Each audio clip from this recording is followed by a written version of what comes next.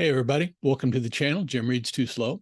I, of course, am Jim, and I'm coming to you this warm Sunday afternoon with my May 2023 wrap-up. I'll also cover what I'm currently reading and what I hope to be reading during the rest of June. I did a fair amount of reading during May. I only finished one book, a book that in my last video, I forgot to even mention that I was reading. A second book I finished just a day or two into June, but I'll get to that later. So this is going to be a very short video. I'm running kind of late right now, but I did want to get it. I want to get it in before it's too late. So let's jump right in. The first book I finished is Riddley Walker by Russell Hoban. This was my science fiction read for the month. It's a book I guess you could describe as post-apocalyptic. It takes place more than 2,000 years in the future after a nuclear war has destroyed civilization. And human development is back up to the Iron Age stage. The protagonist is a 12-year-old boy named Riddley Walker, who also narrates the story.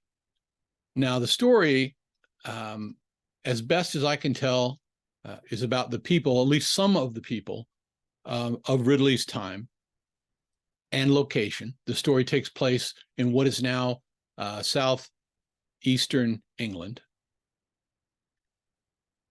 The people are yearning to get back to where the culture was before it was destroyed by nuclear war. And they're taking the first tentative steps toward doing just that. The story is reminiscent of A Canticle for Leibowitz by Walter M. Miller Jr. The population of the story is made up of hunter-gatherer tribes side by side with farming settlements. And the farmers seem to be at that point where they're gaining ascendance. The central government, such as it is, maintains control through traveling officials who stop at the various camps and settlements and put on puppet shows.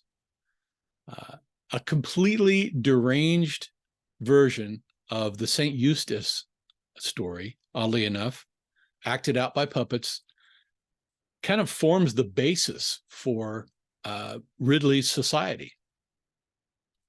Now, what makes the book really unique, if that's not enough, and difficult, and what made me stop reading anything else for about a week during May to devote to this book, is the language. Ridley speak.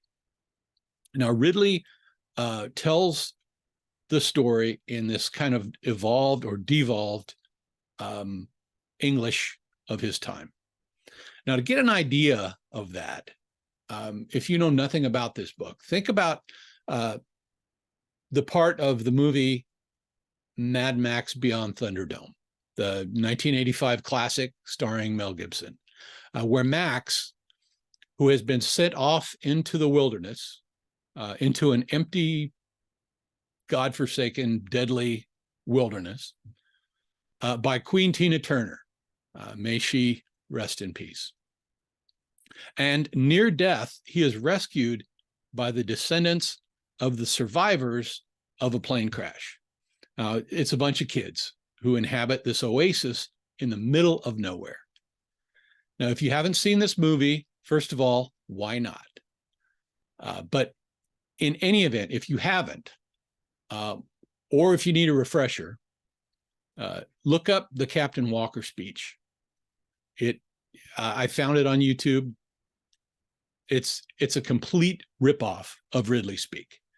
Now, the entire story, the entire book, the 323 or 327 pages in this Penguin edition is told in this language. This was a book that my son picked out for our family reading group. And I think maybe two of us, myself and my daughter, have finished it. But I'm glad I did, and I would recommend it. This book, as I may have indicated, is baffling at first. It's not a fast read by any means, but if you can stick with it, it gets easier. It does. Easier to understand. And maybe read it out loud. That may help. It helped me a little bit. And there's a great website that offers annotations for each chapter. And that makes it a little easier. So give it a shot. Okay, Riddley Walker. So that put a bit of a damper on, as I said, on some of my other reading. But I am still reading Jude the Obscure by Thomas Hardy.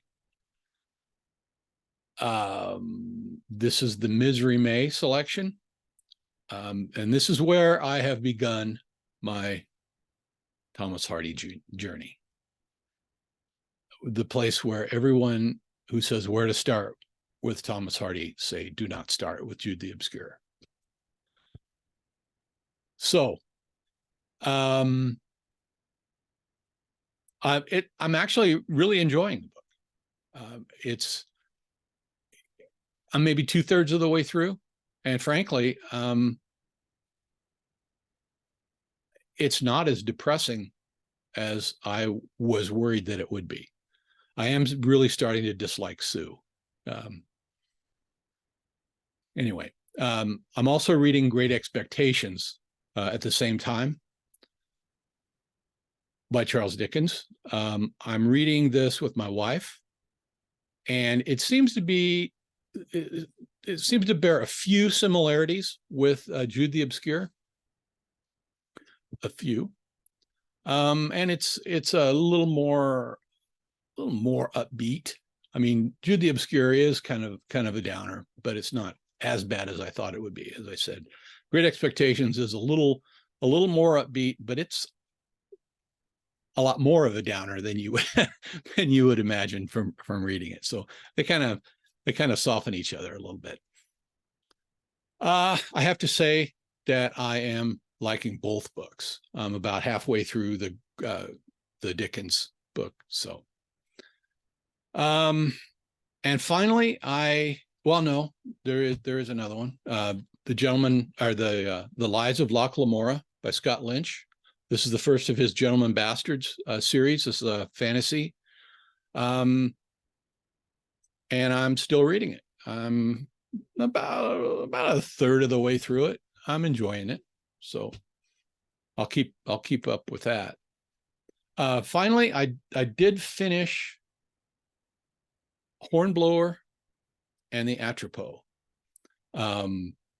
by C.S. Forster. This is part of the Hornblower 2023 readathon, which is led by Faith in Books and Richardson Reads. This book finds Hornblower in command of one of the smallest warships in the British Navy during the Napoleonic Wars. He's recovering a treasure despite threats from the Turks, and he's chasing the Spanish around the Mediterranean. It all takes place, the vast majority of the book takes place in the Mediterranean. Now, I think I am a little out of sync with the others who are involved in this readathon. Apparently, they read this book in April and then moved on to Beat to Quarters in May. But I read Hornblower during the crisis in April.